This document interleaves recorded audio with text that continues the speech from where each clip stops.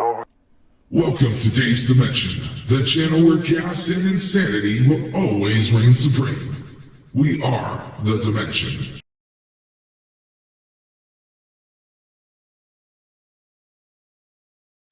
Hey guys, welcome back again to Dave's Dimension. Welcome back again for another video. Welcome back to the channel where chaos and insanity will always reign supreme.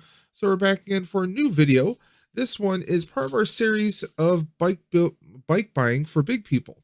Now this time around, we actually went to a local shop. There's a small, there's a local chain of shops here in the Buffalo, New York area known as Berts Bikes and Fitness. Now I went to the North Tonawanda, Amherst area, basically the Niagara Falls Boulevard location.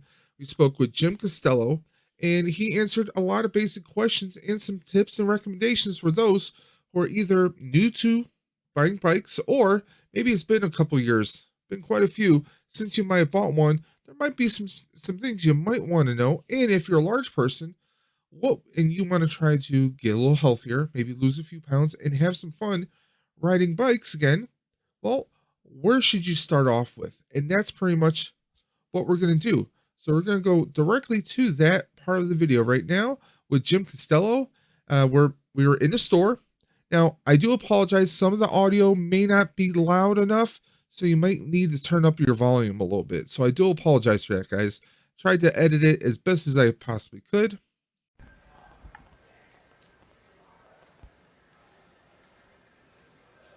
The biggest issue for bigger people with a bicycle, the first thing is most bike manufacturers will put a weight limit on bikes. And historically, depending on the style of the bike, that's usually between 300 and 350 pounds. Some bikes go to 375. There are a few bikes that go to 400. The biggest issue with those bikes isn't really so much the frame of the bike, it's the wheel size. Okay, bigger people have a tendency to go through a lot of wheels. So the most sturdy wheel for a larger person is going to be a wheel that's smaller. A Townie is a perfect bike, something with 26-inch wheels, like these wheels here, something that's a double wall constructed rim with some heavier gauge spokes is going to be more appropriate for a larger person. The smaller the diameter of the wheel, the shorter the spokes, the higher the tension in the spokes, so it tends to be a little bit more durable, let's say, versus a wheel of this size, which is, let's say, closer to, say, 29 inches. So I would recommend a bike that has 26-inch wheels for a larger person, and then position more than anything that's comfortable. Townie, again, is that perfect bike where you have the ability to sit more upright, where the angle of your back is at, say, 90 degrees, is a little bit better position for a larger person. You've got the smaller wheels, a more comfortable positioned frame, that's usually going to keep people riding for a longer period of time. Does that make sense? Yeah. Okay. And obviously, if you're upright, you're breathing better. That's correct. You know, your pathway, your airways aren't bent or contorted. Sure, absolutely. And that's really, there's a lot of things to look for when you're looking for a bike. There's lots of different styles of bikes. You want to find the bike, the style of bike that's going to do what you want to do with it. For a larger person, it becomes a little bit harder because not every style of bike is going to be appropriate for you. So, a larger person, someone that's in the 300-pound range or higher, is going to have a very difficult time with a road bike, just because of the position of the bike. The bike's not really made to support weight like that. Unfortunately, the flip side is that these styles of bikes are designed to ride the longest. It's the most efficient style of bike. It's something that you kind of have to work yourself up to a little bit. I would start with more of a cruiser style bike for a larger person, something like an electric Townie, an electric Cruiser. There's some other manufacturers that make something like this, but the ability to sit very upright, smaller wheels are going to be more durable. The more comfortable you are, the more you're going to use the bike. So that's the most important thing. More than good? Excellent. Okay, so let's say someone's going to start with a cruiser bike. Right. What would you say are probably the first things a person might want to do for that bike? Okay. So, you want to get some accessories. The first thing would be is you want to make sure your position is comfortable. The bike's very adjustable, so you want to get your proper saddle height on the bike. And for a bike like this, these bikes are designed to have what they call flat foot technology. So when you have your proper saddle height, your feet are pretty much flat on the ground. Maybe just at least the balls of your feet are flat on the ground. And on this Electra, their patent on that design is that the pedals are about 10 to 12 inches farther forward than a standard bike, let's say. So that gives you the flat foot seating position. You want to make sure you have a nice bend in your knee around 30 degrees when the pedal's at the bottom. And again, the handlebars are very adjustable, so you want to sit upright as possible. So the first thing you'd want to do is adjust your position so you feel comfortable. And then there's some accessories that you might want to get that's going to make your riding more enjoyable. The first thing is a water bottle holder. You're going to want to be able to drink while you're riding. You're going to get thirsty. So something that's going to hold a water bottle would be a great idea. Almost every bike we sell will have some braze-ons here where you can install a water bottle cage.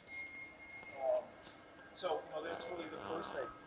The second thing is, you might want to know how far you went or how fast you're going. So a cycling computer or a cell phone holder where you can use some free apps to tell you your speed and your distance, and maybe use some apps like Strava that you can track yourself, that uses GPS and will record how far you went and how fast you went, so you can do better the next time. Now, would you recommend Strava? Or I've used Map My Ride a few times. Sure. So Map My Ride is great from just a basic output feature where it tells you those things. Strava is more like Facebook for athletes. So you post your ride or run or whatever it is that you do, and you have friends on Strava that will like it, and you'll like theirs. And they can see exactly where you went and how fast you went, your average speed, and so on. So Strava seems to be a little bit more social, let's say. Okay. So those would be two of the big things that you'd think about. Another thing you'd want to think about is what would happen if you got a flat tire. So number one, having a tube or a patch kit or a pump or a CO2 inflator, those things only work if you actually know how to replace the tube inside, if you know how to do it. There's lots of YouTube videos out there. We have some maintenance clinics that we teach in the winter, in the spring, in the fall to teach you how to fix it flat. So that would be the next thing. Do you have everything that you would need if you were to get a flat tire on the road that you could fix it and get back? So you would need a spare tube or a patch kit, some tire levers to remove the tire, and then a way to fill the tube up. So whether you used a small mini pump or a CO2 inflator, that's going to get some air back in the tube and get you home. So that would be another thing. Bikes you can see come with fenders. Some come with lights. Lights are a very big safety thing. That would be the next style of accessory that I would look for. Is a light. These particular lights on the Electras are powered by the front hub, so they don't need batteries or they're not rechargeable. Most of the little lights that we sell are USB rechargeable, so they'll last anywhere from 10 to 20 hours on a charge. So that gets you the ability to drink if you're thirsty, how to keep track of your mileage or call or text your friends, how to fix a flat if you get into some trouble out on the road, and then some lights for safety. Um, just a few other things. People like fenders if they're going to ride in the rain. There's all sorts of other accessories that you can get. Obviously, a bell is a nice accessory as well to tell people that you're coming. Some people like to get different style pedals or shoes that you could clip into. Actually, one of the few things you can buy to make yourself go faster would be clip-in pedals and shoes. But there's, as many bikes as there are, there's accessories for them. Lots of things you can do. Now, let's say someone's a heavier set person. Hmm? They don't know, you mentioned about going for a cruiser style. Hmm? And get upright position. Sure. Now, as far as the shoes, obviously that's going to be harder. Sure. For the larger people, Sure. we have wider foot. Oh, sure. Now, with bottles, let's say, now, I myself, I'm a bariatric patient. Okay. I've had surgery, my wife has had surgery. We can't do the straws because it creates air bubbles. Okay. And it creates issues in the stomach. Sure. Now, do you recommend using a bag on the front of the handlebars, maybe for holding like an open style bottle? Oh yeah, you can, and we even have cup holders too.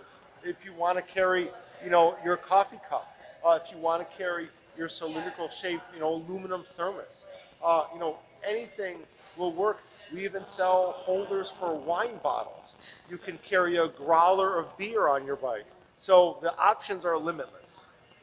Absolutely. Here, guys, you can take a variety of drinks, but we don't insist that you drink and bike. Correct. Bike responsibly, guys. Correct. Now, aside from this, now, like I myself, I've had a Tommy bike, this cruiser style, which I do recommend, guys. I highly recommend those. But let's say someone has progressed to the point where they want to go maybe a little bit faster, they want to go different terrain, which necessarily a cruiser isn't necessarily always the best for. What would be the next type of bike that you might recommend?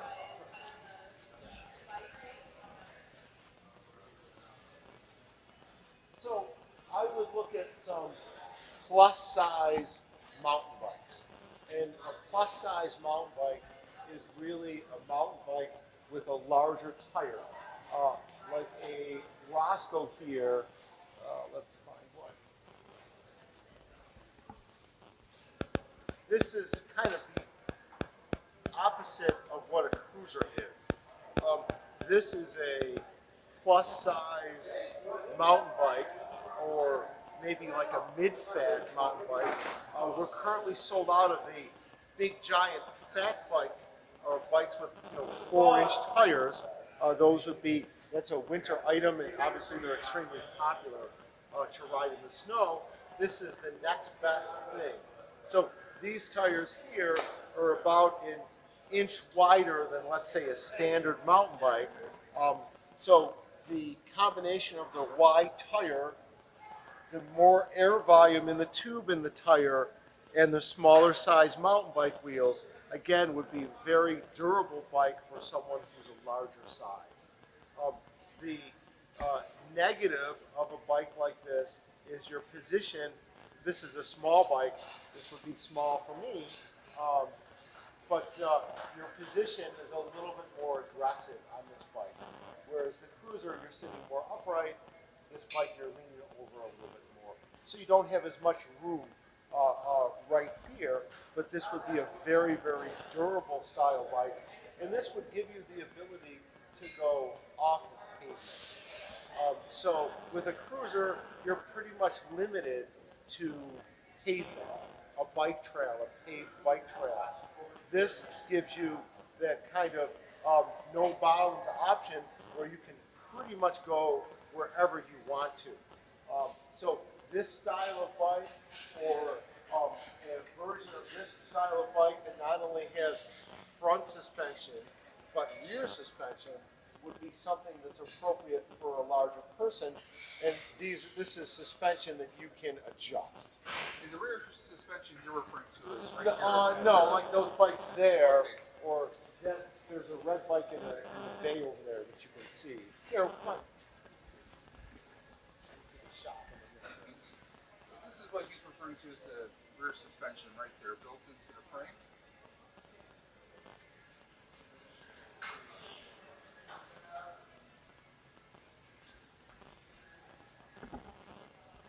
Now, as far as this style bike, what would something like this start out at? Roughly? So these are going to be more expensive. You know, the Cruiser is going to start in that, you know, $500 to $600 range, let's say.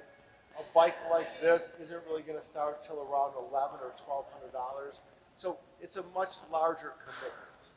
You know, like for someone who's just starting out, whose goal is to maybe lose a few pounds, that Cruiser Townie style of bike is the most affordable entry point, really, and that's going to work out well for you. Once you get to that point, then there's lots of places you can go after that, let's say. Awesome. Now, someone like me, I'm looking at the next progression. I came into the store before and spoke with a very nice gentleman. He recommended the Trek Verve 2. Right, okay, yep. Now, would you say that's Yep. pretty good kind of entry level? Beyond, The next step beyond the entry so level, I the should say. Verve 2 is our most popular selling bike.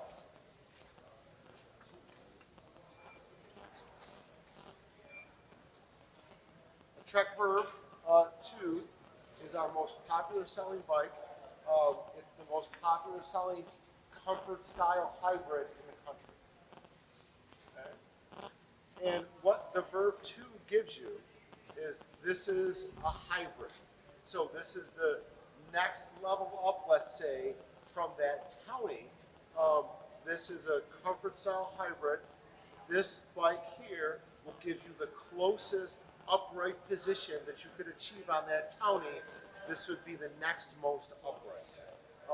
This gives you suspension in the seat post that's adjustable for your weight. So you can see it move here if I was to sit on it, and then pull it out. And there's a bolt right inside there. You can make it super squishy or super firm.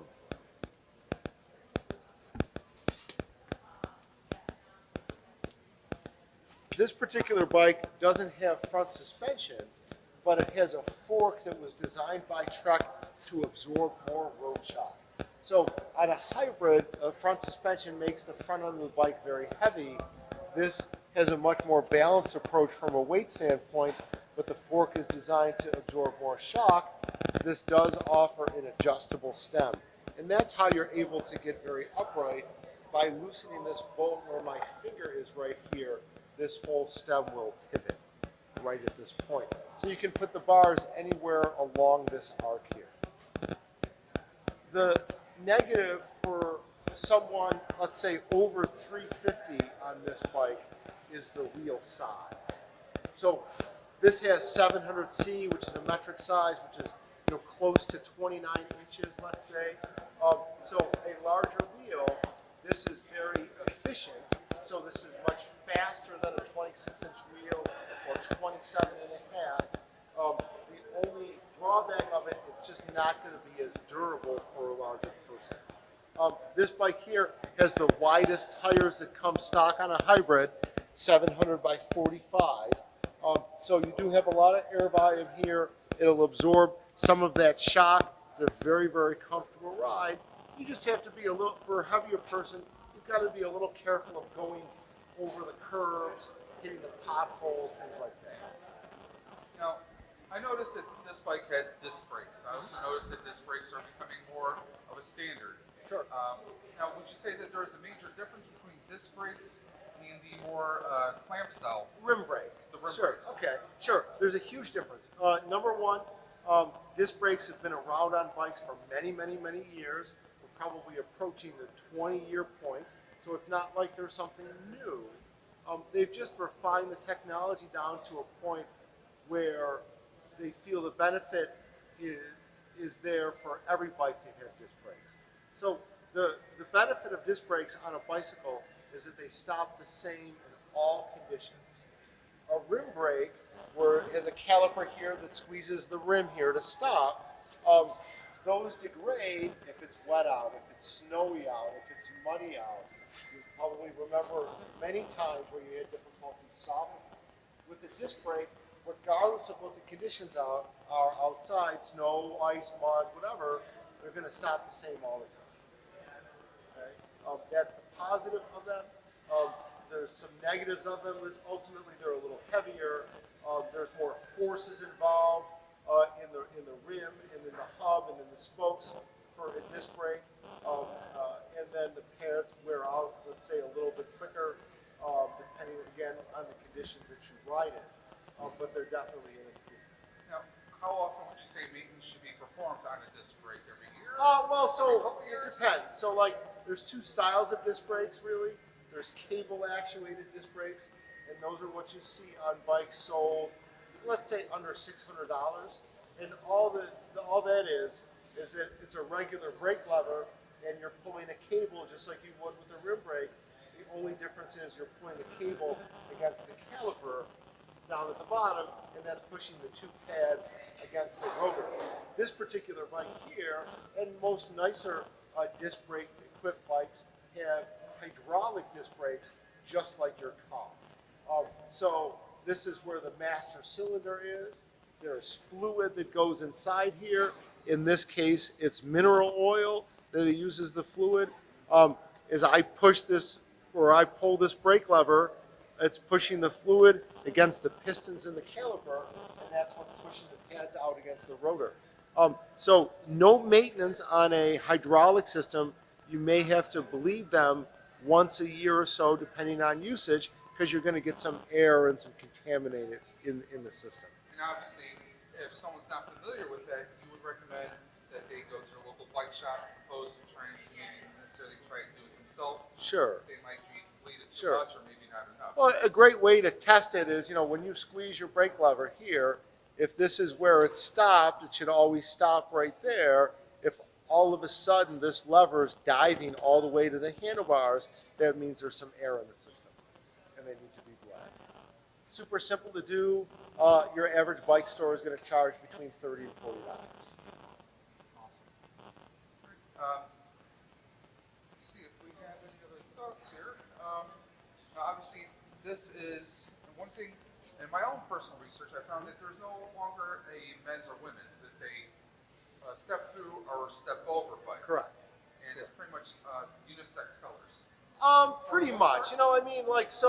Sometimes in the step through version, like that there, they may have a more, let's say, brighter color, like this bike here comes in purple. They have a more sedate color as well. It's funny because it's pretty much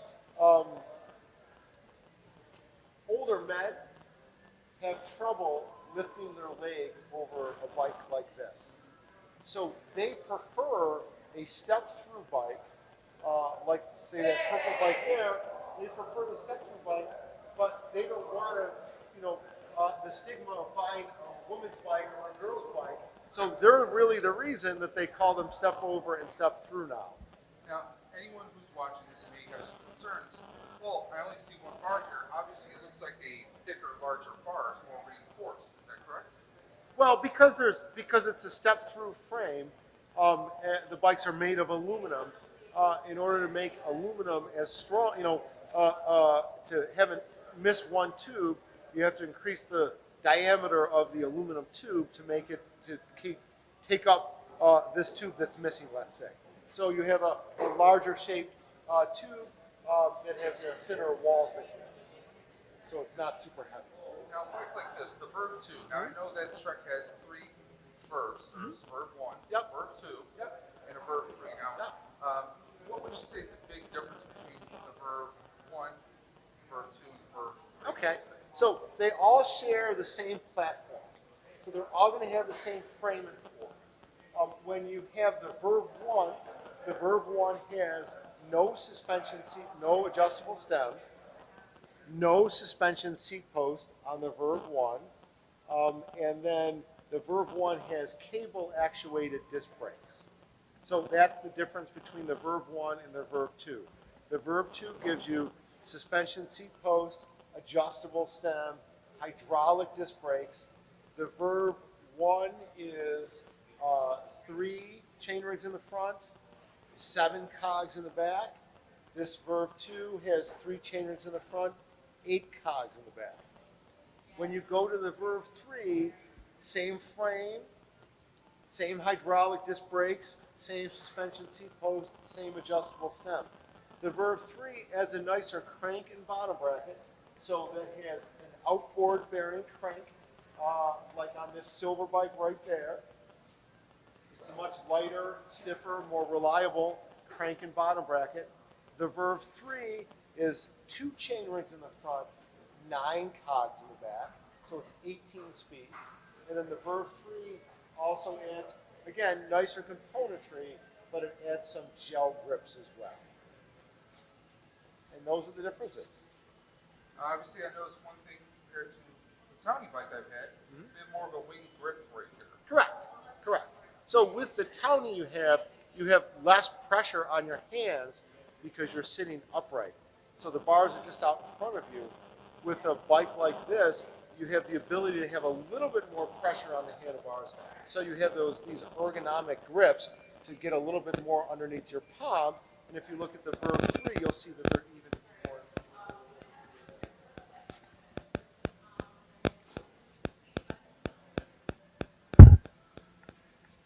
Now, Verve 2, what would you say the price point is? $769. I've been dreaming. 29 for a Verve 3, and I want to say $679 for a Verve 1. Definitely much more manageable opposed to the previous. Correct. That's correct. Absolutely.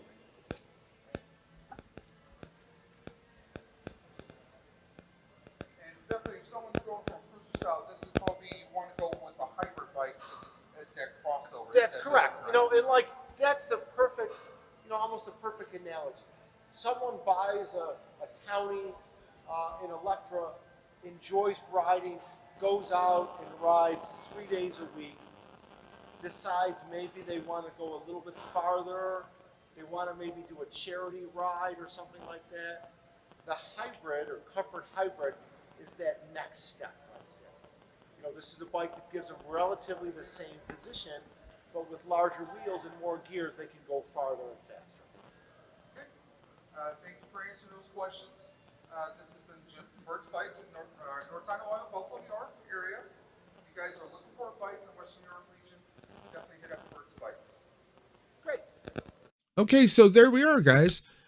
Jim Costello of Berts Bikes and Fitness, awesome guy.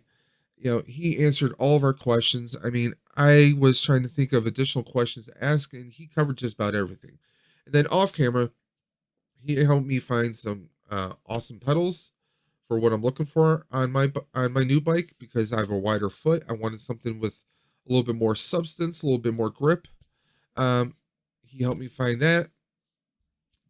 Threw on a few accessories like a bottle holder, but because as someone who had bariatric bypass, I cannot sip from straws. I have to have open containers.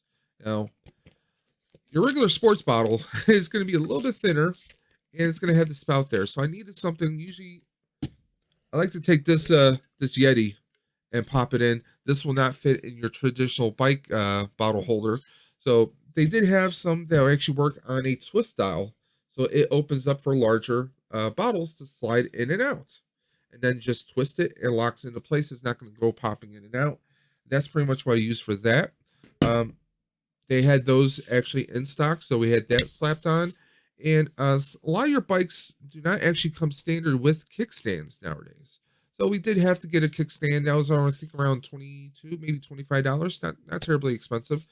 And you guys are going to see that on the bike when I do a follow-up video after doing my first ride. Because I'm going to do a video of me, taking the bike out for the first ride and actually, what are the differences I'm feeling from riding a cruiser style bike for the past 5 years to go into this hybrid style, which is kind of cross between what they call a road bike and a mountain bike, I guess, if you will.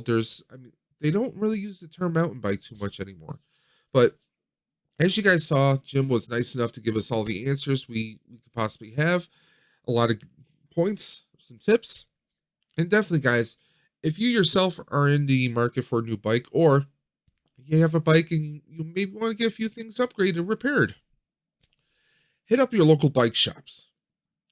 I'm always about your local businesses. Let's support our local businesses. Help them out, especially after everything that's been going on the past 2 years. I'm not saying those keywords, YouTube.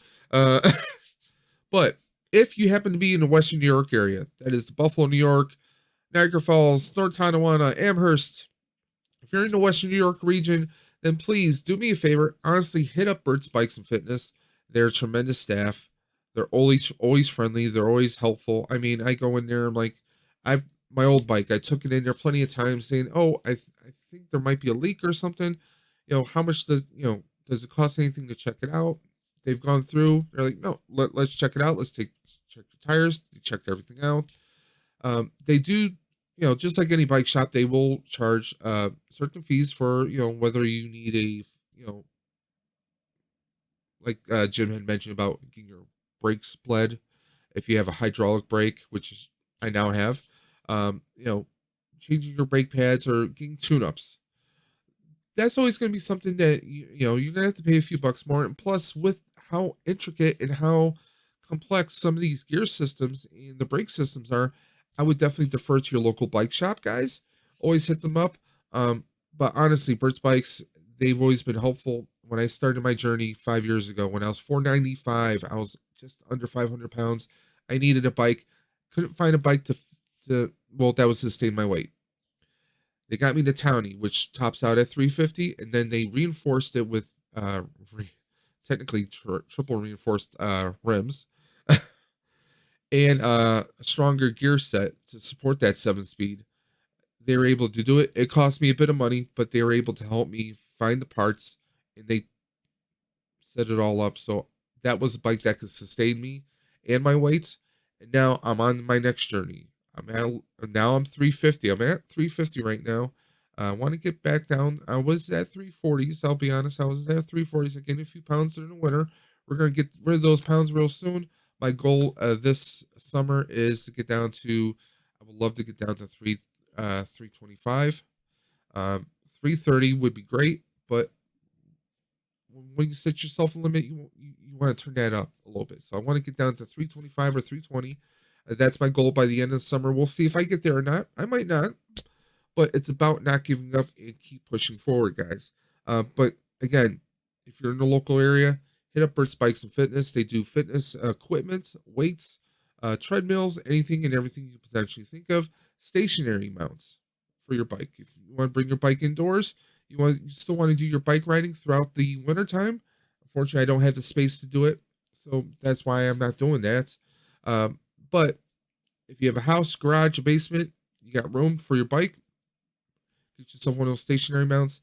They will definitely help you up. And if you're not in the local area, but you're looking for the same type of guidance and equipment, hit up your local bike shops, guys. That's all I can say. But again, big thanks to Jim Costello and Bert's Bikes and Fitness. A tremendous amount of people. Tremendous. I mean, I've had a few bike shop experiences this past year.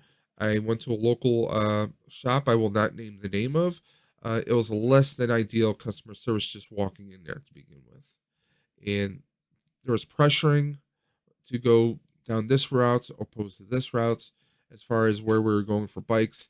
And Bert's Bikes, it was all about, one, our posture. What's going to be a good fit for us? Do we look good on it as far as, are we hunched over? Are we going to have some breathing issues? They're very conscious about your health, your fitness. So whether you're a large person or whether you're a skinny person, I mean, they took care of us tremendously on and off camera. I mean, they were more than helpful. I mean, they will even help put your bike on your car. If you have a bike rack on your car and you're not too sure how to put these things on, they'll come out into the parking lot and they'll help you with all that. They are, I can't speak more highly of them.